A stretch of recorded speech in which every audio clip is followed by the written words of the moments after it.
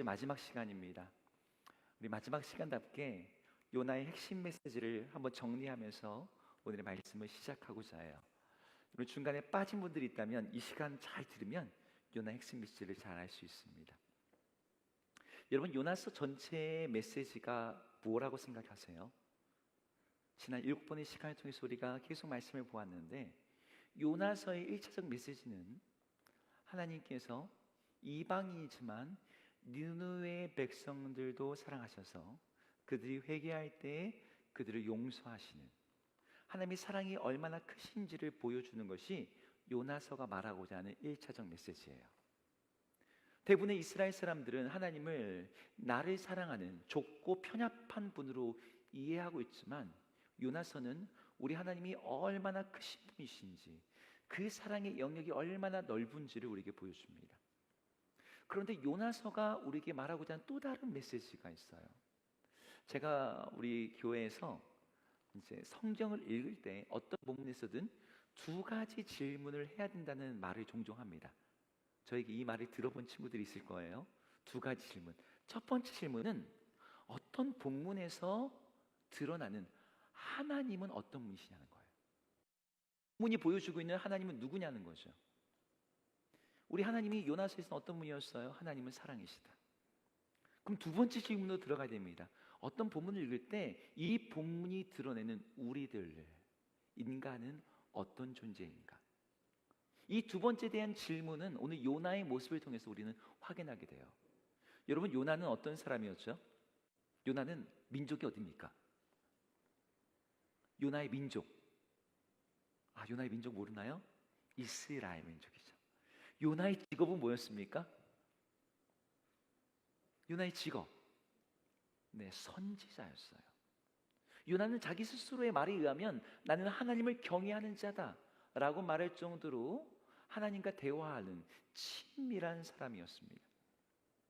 그런데 우리는 요나서를 읽으면서 이 요나의 이면을 알고 있어요.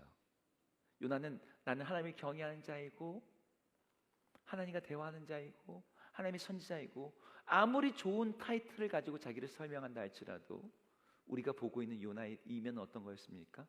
자기중심적이고 이기적이고 위선적인 모습입니다. 그래서 이 요나서를 다루고 있는 어떤 설교집의 제목이 뭐냐면, 요나서인데 설교집 제목이 탕자 선지자 요나입니다.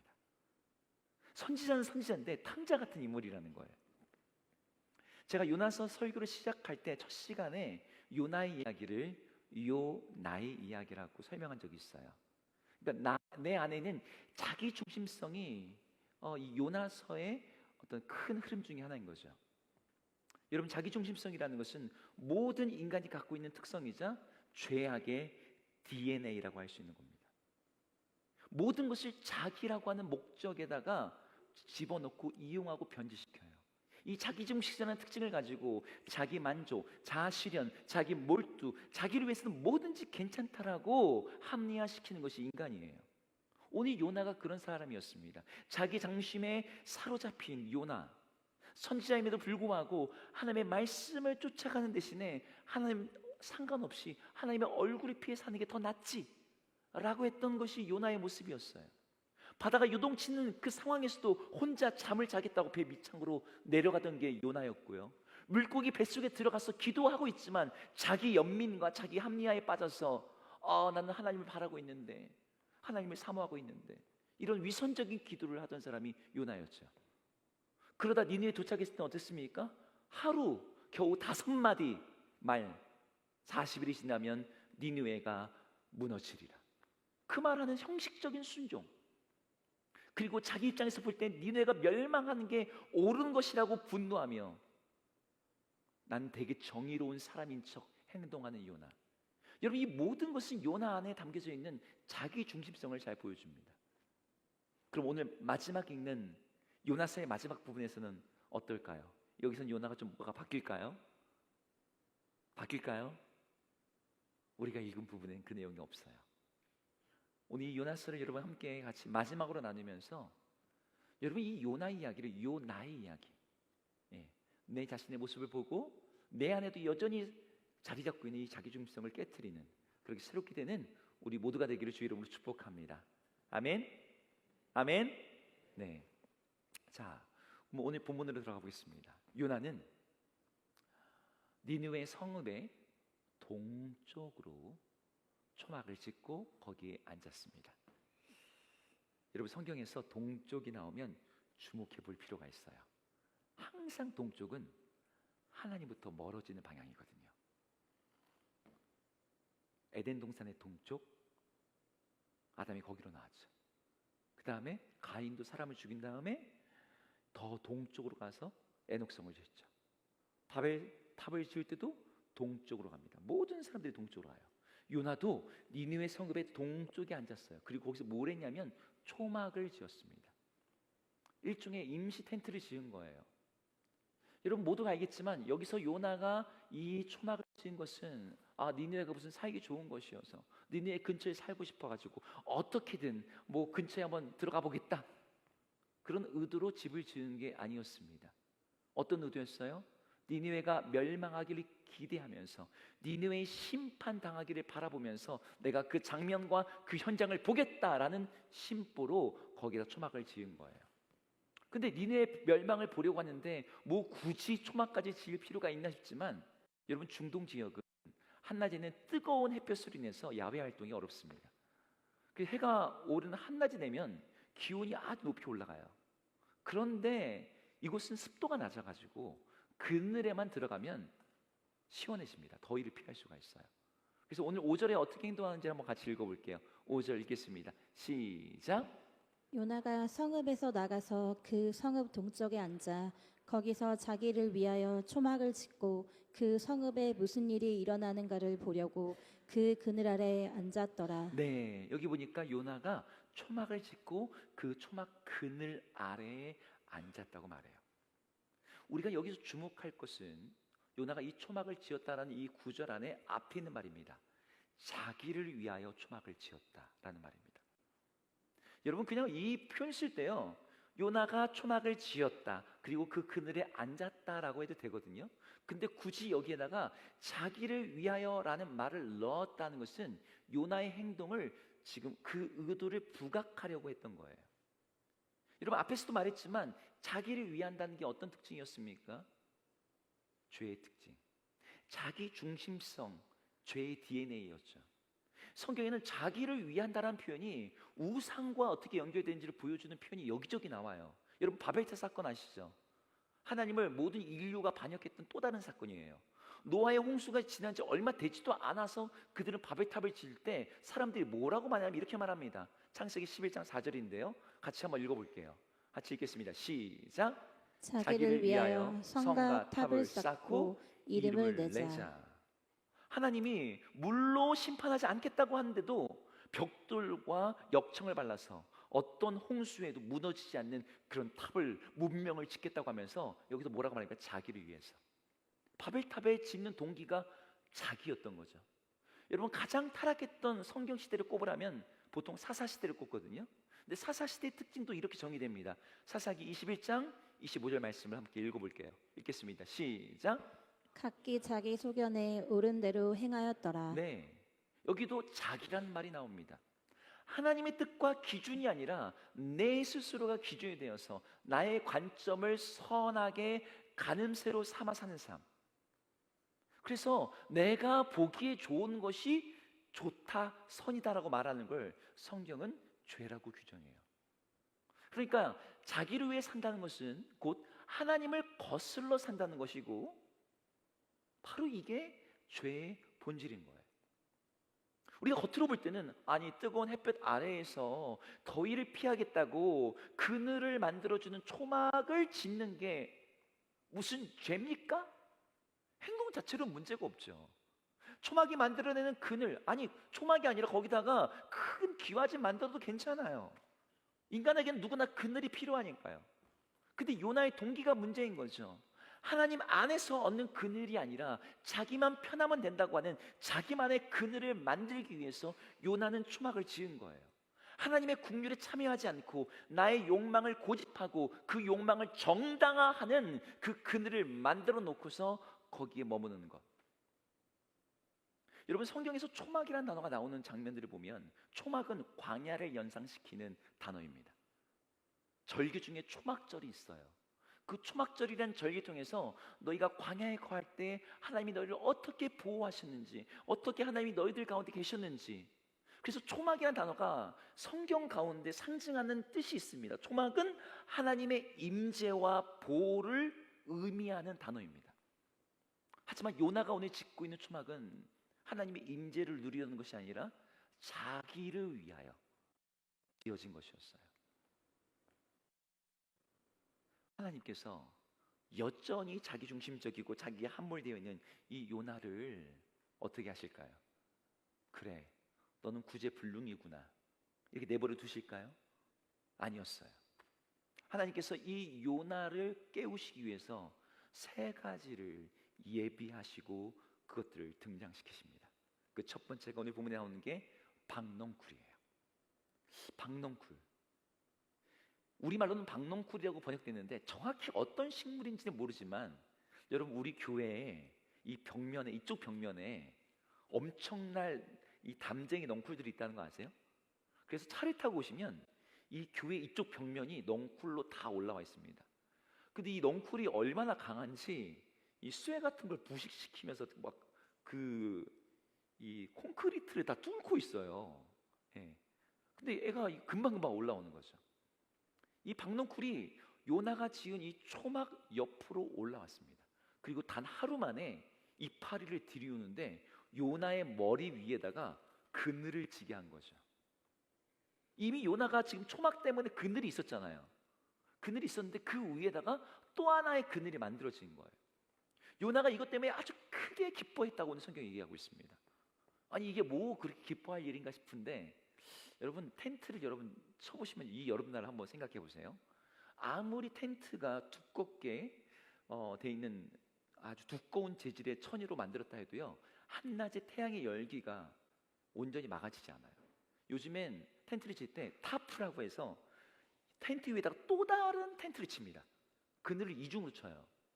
그래서 직사광선이 들어오지 않도록.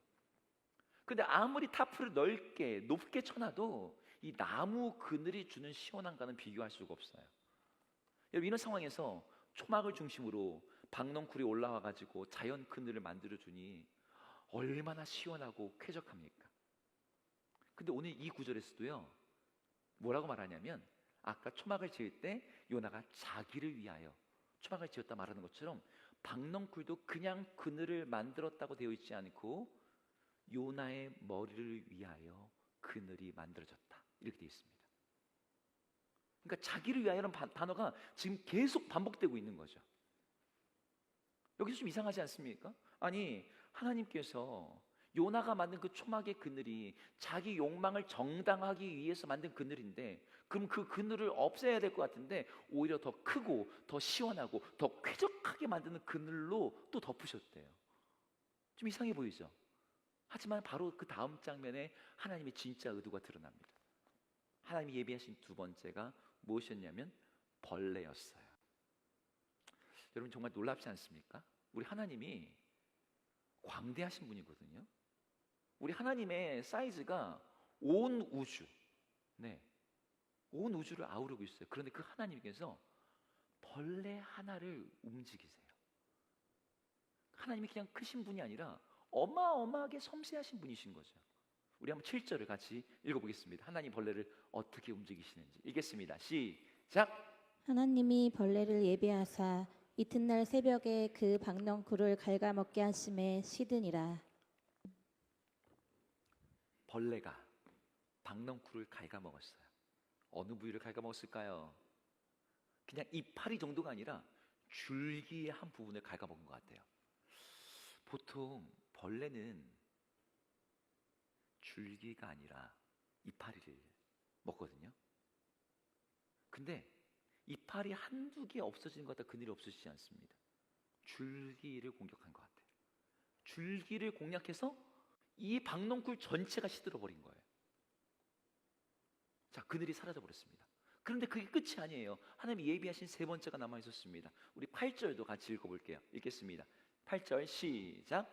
해가 뜰 때에 하나님이 뜨거운 동풍을 예배하셨고 해는 요나의 머리에 쪼임에 요나가 혼미하여 스스로 죽기를 구하여 이르되 사는 것보다 죽는 것이 내게 나으니이다 하니라. 네, 하나님께서 세 번째로 준비하신 건 뜨거운 동풍이었습니다. 뜨거운 동풍은 여러분 우리 동쪽엔 동해바다가 있지만 여러분 이 지역의 동쪽에는 항상 사막이 있어요. 아라비아 사막. 네. 여기 니누에도 마찬가지예요. 동쪽은 다 사막 지역이에요. 그 동쪽에서 불어오는 바람은 뜨거운 바람입니다. 이 바람이 부니까 얼마나 더운지 그냥 사는 것보다 차라리 죽는 게 더 낫겠습니다. 라고 말할 정도로 이 요나가 심각해진 거죠. 그래서 하나님께서 말합니다. 야, 너 박농쿨 하나 때문에 너 이렇게 말하는 게 맞아? 그랬더니 요나가 성질을 있는 대로 부리면서 내가 죽기까지 할지라도 내가 옳습니다. 아니 그 박농쿨 하나도 정말 어떻게 나한테 허락 안 하십니까? 약간 이런 식으로 지금 요나가 하나님 앞에 이 말을 쏟아냅니다. 근데 하나님께서 왜 이런 일을 하세요? 지금 요나가 그늘 하나 없어서 요나가 불편해한다 이게 아니라 요나의 모든 행동의 동기가 너 자신을 위한 것이었음을 하나님께서 폭로하시기 위해서 지금 이런 일들을 하고 계시는 거예요. 요나야, 너가 지금 짓는 초막도 네가 좋아하는 그늘도 지금 네가 분노하는 것도 뭐 때문이니? 너 자신에게 지금 함몰되어 있어. 네가 지은 초막은 너 자신을 위한 집이고 박농쿨도 너 자신을 위한 안락함이었는데 내가 그걸 제거할 때 너 어떻게 하고 있니? 차라리 죽었으면 좋겠다고 반응하고 있잖아. 우리 하나님이 이런 그늘조차도 허락하지 않는 아주 쪼잔하시고 편협하시고 사랑은 하나도 없는 그런 분인 것처럼 내물면서 뭐 요나 입장에서는 그럴 수 있죠. 아니 저 나쁜 니느웨 사람들은 용서하시면서 나한테는 어떻게 박넝쿨 하나조차도 허락을 안 하실 수가 있지? 자기 중심에 빠진 사람은 그렇게 해석이 돼요. 근데 바로 그 자리에서 요나에게 아주 뼈 때리는 말씀을 하나님 하시는 거예요. 요나야, 너는 네가 수고도 하지 않고 심지도 않았고 파종도 하지 않고 재배도 하지 않는 그 박넝쿨. 근데 이 박넝쿨이 어떻게 자랐어요? 하룻밤 났다가 하룻밤에 시들었어요. 그 박넝쿨도 네가 아끼면서 그게 시들어 마른 것 때문에 분노하고 있구나. 근데 내가 지은 사람들, 이 큰 성읍 니누웨에는 좌우를 분별하지 못하는 사람이 12만 명이 있고 가축들도 많이 있는데 내가 그들을 아끼는 것이 당연하지 않겠니? 이 요나서는요 이 질문으로 끝이 납니다. 내가 어찌 아끼지 아니하겠느냐. 성경에서 유일하게 물음표로 끝나는 성경이 바로 이 요나서예요. 자, 그러면 요나가 뭐라고 대답했을까요? 여러분, 요나가 뭐라고 대답했을까요? 성경에는 요나가 뭐라고 대답했는지 어떻게 행동했는지 나오지 않아요. 근데 한번 상상해 보자는 거죠. 전 요나가 그 질문을 들었을 때 너무너무 부끄러웠을 것 같아요. 요나가 아무리 아나무인이고 이기적이고 그래서 박넝쿨 하나 때문에 이런 표현인데 좀 나쁜 표현이 나올 뻔했어요. 이런 행동을 하는 이게 정당하다고 하나님 앞에서 막 땡깡 부리고 이렇게 주장했을지라도 하나님께서 야, 너는 네가 심지도 않은 박농쿨을 그렇게 아끼는데 내가 12만 명의 사람 수많은 가축을 아끼는 게 당연하지 않겠냐고 말씀하실 때 이 논리를 부인할 수가 없는 거죠. 이 모든 게 요나를 위해서 지금 하나님이 빌드업하고 계시는 거였어요. 이 요나서의 주인은 더 이상 니느웨 사람들이 아닙니다. 하나님이 지금 중요하게 다루시고 있는 것은 니느웨가 아니라 요나였어요. 자기의 중립성에 함몰된 요나, 자기의 정의가 전부라고 생각하는 요나, 자기를 위해서 초막을 짓고 그 그늘에 머물고 있는 요나, 그 요나로 하여금 그 죄악의 틀에서 자기의 함몰되어 있는 그 틀에서 깨어날 수 있도록 이 모든 것을 예비하시고 이끌어 가시는 분이 하나님이셨습니다. 하나님 지금 뭘 하시려는 거예요? 이 깨트려서 뭐 하시려는 거예요? 자기 중심을 깨트려서 뭐 하시려는 겁니까? 요나 보고 너 이제부터 니네 사람 사랑하라? 뭐 그러고 하시려고 그러시는 걸까요? 하나님이 지금 요나에게 그 정도 바라지 않으세요. 지금 하나님이 요나에게 바라시는 건 잠깐 있다가 시들어버리는 너의 욕망의 그늘이 아니라 정말 내가 너에게 제공하고자 하는 이 영원한 사랑, 안식, 이 평안한 이 영원한 그늘 안에 네가 머물기를 원한다.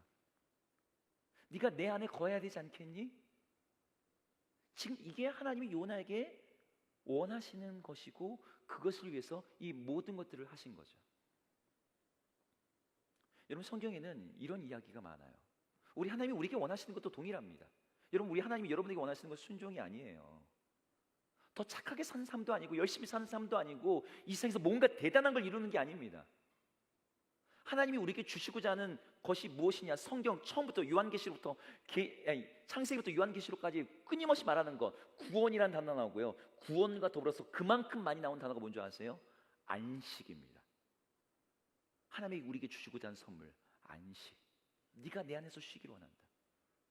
여러분, 아담과 하와가 선악을 알게 하는 나무의 열매를 따먹고 내가 벗은 줄 알고서 수치심에 무화과 나뭇잎으로 자기를 가렸습니다. 하지만 무화과 나뭇잎은 어떻게 됩니까? 금방 마르고 시들어버릴 거예요. 하나님께서 그들을 위해서 가죽옷을 지어서 입히셨대요. 어떤 동물을 죽인 거죠. 그게 뭘 예표하고 있습니까? 나중에 자기의 아들 예수 그리스도를 통해서 우리의 모든 죄를 씻기시고 우리를 가리우시는 세마포 흰옷을 입혀주실 것을 예고하신 사건이었어요. 하나님이 우리에게 입혀주시고자 하는 옷이 그런 거예요. 오늘도 마찬가지죠. 초막의 그늘을 만들어줬던 그 박농쿨을 하나님이 벌레를 보내가지고 시들어버리게 했던 것은 우리가 나의 기쁨이자 나의 만족이라고 여기는 그런 세상의 그늘들, 그걸 마르게 하셔서 진짜 그늘을 찾으라고. 하나님, 이거 왜 없으십니까? 이게 나에게 기쁨인데요, 이게 나에게 행복인데요, 왜 나에게 뜨거운 동풍을 보내십니까? 하나님, 우리를 괴롭히기 위해서가 아니라 네가 스스로 만든 세상의 작은 그늘을 의지해서 사는 삶이 아니라 진정한 그늘이 되시는 하나님 안에 피해서 그 안에서 평안과 쉼과 안식을 누리기를 바라서 그 일을 하고 계신 거죠. 거기에만 영원한 평안이 있고 거기에만 참된 안전이 있고 거기에 진짜 기쁨과 행복이 있기 때문입니다. 여러분, 시편이 이렇게 말하는데요, 한번 같이 읽어볼까요? 두 개의 버전으로 나와 있는데 91편 1절 같이 읽어보겠습니다. 시작. 지존자의 은밀한 곳에 거주하며 전능자의 그늘 아래에 사는 자여. 이렇게 이게 시작하는 구절이에요. 1절이어서. 혹시 세번역 성경도 혹시 번역해 놨나요? 네, 같이 읽어볼게요. 시작. 가장 높으신 분의 보호를 받으면서 사는 너는 전능하신 분의 그늘 아래에 머무를 것이다. 네, 하나님이 원하시는 게 이거예요. 너희들이 나의 그늘 아래에 머물며 나의 보호와 내가 너에게 주는 이 평안과 그 은혜와 축복을 누리며 사는 것.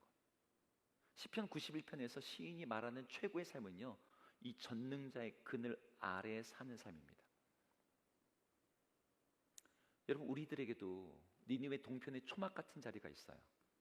하나님이 없는 안락, 나만의 만족을 바라보는 자리들이 있습니다. 여러분은 벌써 이미 여러분들이 살고 싶은 어떤 이상향이 되는, 동경이 되는 어떤 장소가 있지 않습니까? 이 중에는 미국이나 호주, 유럽처럼 어떤 나라를 이민 가려고 생각한 친구도 있을 거예요. 아니면 우리나라 안에서도 뭐 강남, 분당, 아니면 제주도, 여러분들이 원하는 어떤 취향에 따라서 문화와 소비가 중심으로 되는 장소든 아니면 자연 환경이 좋은 곳이든 어떤 바라는 장소들이 있을 거예요. 아파트냐, 단독주택이냐, 오피스텔이냐, 주거 형태에 따라 선호하는 곳도 있겠고.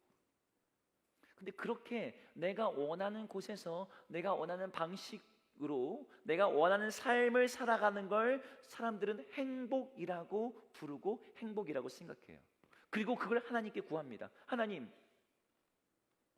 나의 초막에다가 그늘을 더 드리워주세요. 그거 없으시면 하나님 아닌 거죠.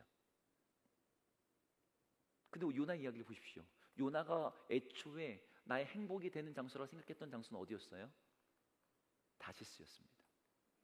하나님이 주시는 사명, 내 원수가 하나님의 은혜를 받는 꼴을 내가 보고 싶지 않아. 그래서 하나님과 상관없이 살 수 있는 곳을 찾다가 찾은 곳이 다시스. 당시 알려진 세상의 끝이자 에덴 동산 같은 파라다이스라고 알려진 그 다시스에 가면은 네가 행복하겠지.